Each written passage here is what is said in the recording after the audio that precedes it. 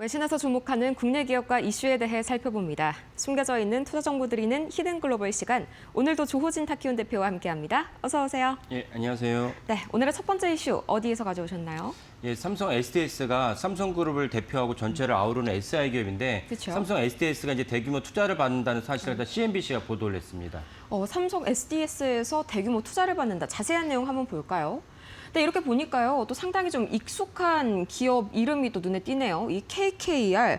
사실 저희 지난 2월에도 한번 다룬 적이 있었죠. 그때는 이제 아시아 데이터 센터를 인수한다는 소식으로 전해드렸던 것 같은데 이번에는 삼성 SDS에다가 전폭적인 투자를 했다고요. 예. 그 SDS는 제가 아까 말씀드린 대로 삼성그룹 전체 SI. 그러니까 SI라고 한다면 쉽게 말해서 이제 해당 회사에도 데스크탑이 다 필요하지 않습니까? 그럼 데스크탑을 설치를 하고 그다음에 여러 가지 재무제표라든지 그다음에 삼성은 싱글원이라고 해서 그 해당 모두 한 20만 명의 직원들에 대해서 일일이 다 인적 사항 이런 것들을 기입을 하고 내가 어느 월급 통장에서 뭘 받을 것인지도 갖고 다 기입을 합니다. 이런 것들이 이제 아주 초보적인 SI고 더 나아가서는 예를 들면 지금은 이제 입찰에 맡겼지만 정부에서 대규모로 주민등록증 개편을 한다든지 이런 것들 할 때 대규모 이제 SI가 필요한데 이럴 때 삼성 SDS가 우리나라에서 이제 독보적인 3강 중에 하나입니다. 그 3강이라는 건 다 이제 LG는 LG CNS, SK가 또 있습니다. 각 재벌들의 모기업의 바탕으로 해서 이제 캐시플로우를 창출하면서 그걸 외부로 확대했다라고 보시면 되는데 삼성 SDS가 삼성그룹이 제일 크다 보니까 전체적으로 SI 기업 중에서 제일 크다고 보시면 되겠습니다.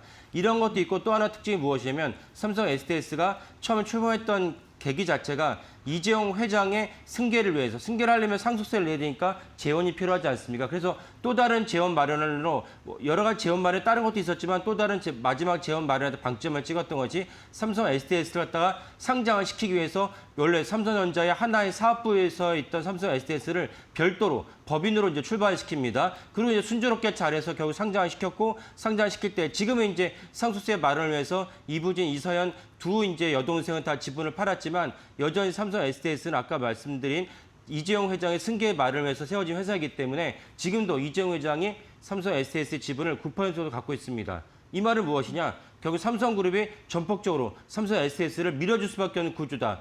여러분들이 이제 재벌들을 보실 때 이렇게 특정 오너의 지분이 높은 회사는 망할 수가 없다. 그룹 전체가 망하면 모르겠지만 그렇지 않은 한 그룹은 이제 사활을 걸고 해당 기업을 갖다 밀어줄 수밖에 없는 구조다라는 걸 이해하시면 되겠고 SDS도 그런 맥락에서 사업을 영위하고 있다가 이번에 KKR에서 무려 1조 2천억에 대한 투자를 받게 됐습니다.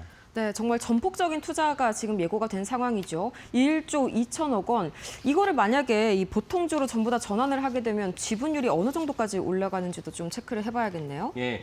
이번엔 1조 2천억 투자하는 것은 보통주를 인수하는 것이 아니고 12일 갖다 전환사채를 인수하면서 그 전환사채라는 건 당연히 이자도 받고 때가 돼서 이제 전환사채 인수한 이제 채권자 입장에서는 조건이 충족했다 싶으면 그걸 보통주로 전환합니다. 그래서 현재로서는 그 2.5% 정도 이자를 받으면서 그 전환사채 만기가 되면은 KKR이 이제 결정하겠죠. SDS 주가가 앞으로 더 올라갈 것 같아.라고 하면 이제 보통주로 넘어가겠지만 보통주 넘어갈 거로 봅니다. 그래서 보통주 넘어가게 되면 전체 지분율이 무려 이제 8% 넘게 됩니다. 그러면 지금 있는 여러 기존 주주들 중에서도 SDS의 KKR이 5대 주주로 이제 등극하게 됩니다.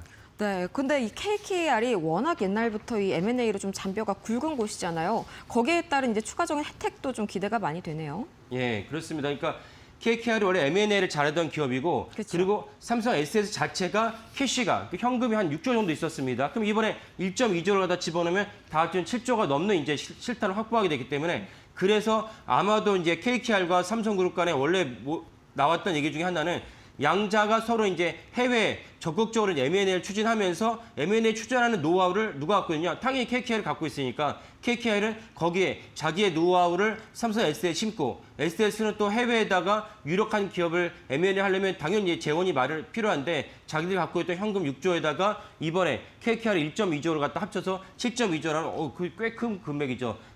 7.2조를 갖다 실탄을 갖고 이제 투자할 수 있다. 현재 이제 LG전자의 전체 시총이 10조 정도거든요. 그러니까 7.2조가 얼마나 큰 금액인지 알 수가 있는데 그러면 어디다 투자할 것이냐라고 본다면 아마도 당연히 AI 관련된 기업에 투자를 해서 SDS가 전면에 나서고 거기에 물밑에서 이제 어떤 기업에 어떤 종목이 좋을지 어떤 회사가 비상장사라 할지라도 어떤 회사가 좋을지 갖다가 전략적으로 이제 컨설팅과 자문을 해주는 것을 KKR이 하지 않을까라고 이제 생각을 합니다. 네, 역시나 강력한 이 현금 동원력 덕분에 이 추가 투자에 대한 기대감도 더 커지고 있는 것 같습니다.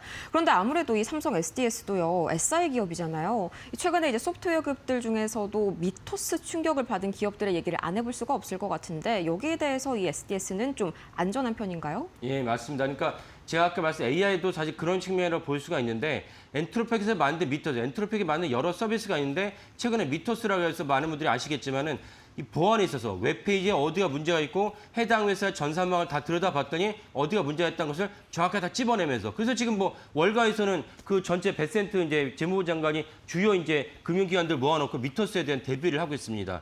그리고 우리나라도 마찬가지고요. 이 정도로 사실 우리가 AI 충격을 받고 있는데 그래서 이런 AI 충격에 대한 변곡점을 우리가 지나고 있으니까 아까 말씀드린 대로 뭐 회사의 공식적인 입장은 아니죠. 회사의 공식적인 입장은 이번에 제언을 받아서 풀스택 소프트웨어 기업으로 성장하겠다는 것이 이제 그 삼성 SDS 공식 입장이지만 하지만 시장에서는 워낙 KKR이 이제는 M&A에 능숙한 곳이다 보니까 이 동일하게 SDS를 갖다 등에 업고 AI에 기업에 이제 투자를 하거나 인수합병을 하지 않을까. 그러면 인수합병에서 유력한 기업들이 몇 군데 있을 텐데 거기에 물밑에 들어가서 지분을 갖다가 확보하지 않을까라고 전망을 합니다. 지금 현재는 미토스를 비롯해서 엄청난 이제 AI 충격이 다가오고 있는데 AI 충격이 다가오고 있다는 이 변곡점에서 여러분들이 투자를 잘하시면 변곡점에서 엄청난 수익을 거둘 수 있고 바꿔 얘기하면 잘못 말하면 엄청난 손실을 거둘 수 있습니다. 이 점도 같이 주목해서 보시면 좋을 것 같습니다.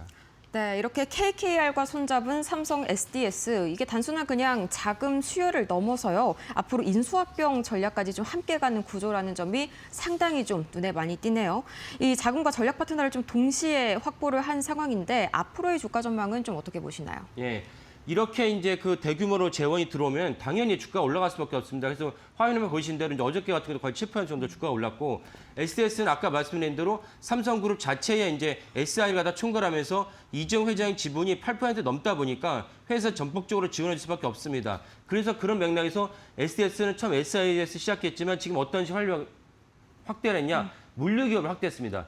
야, 물류라면 뭐 해운이나 항공사인데 SDS가 소프트웨어 기업인데 무슨 물류를 할 수 있냐라고 의문 다질 수 있는데 어떤 물류냐면 전 세계 물동량 갖다가 빅데이터 관점에서 다 파악을 한 다음에 물동량에서 A라는 곳에서 C라는 곳을 갈 때 중간에 어떤 지점을 골라서 가는 게 가장 적합한 곳인가라는 것을 빅데이터 관점에서 제공하는 것이 SDS의 또 다른 이제 캐시카우입니다. 이렇게 SDS가 탈바꿈을 하고 있는데 탈바꿈을 하는 이유는 아까 말씀드린 대로 이재용 회장의 지분이 8% 넘기 때문에 이재용 회장의 가치를 높여준 것이 전그룹 차원에서 그 머리를 갖다 맞대서 내놓은 결과물이다. 이렇게 보시면 되겠습니다.